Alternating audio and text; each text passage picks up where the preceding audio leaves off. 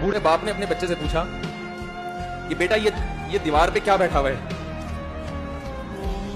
तो बेटे ने कहा कौवा। क्या कहा? कौवा। दोबारा उसने पूछा बेटा ये क्या है? बेटे ने क्या कहा? कौवा। तो वो बाप ने दोबारा पूछा, तीसरी दफा पूछा ये क्या है? बेटे ने कहा क्या एक एक सवाल की पख लगा के रखी है, कुछ और काम कर लो अब्बा, बार बार एक ही सवाल रिपीट कर रहे हो।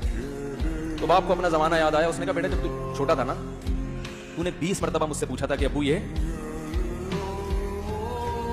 20 मरतबा पूछा था, और मैं एक दफा भी मैंने झुंझला के जवाब बोलो नहीं दिया।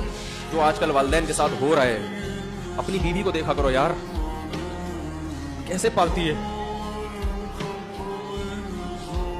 कैसे पालती है बच्चों को आपके, देखा करो कैसे सुबह सुबह उनके कपड़े इस्त्री कर रही होगी, कैसे मोहब्बत से नाश्ता बना रही होगी, कैसे मोहब्बत से वैन में बिठा रही होगी।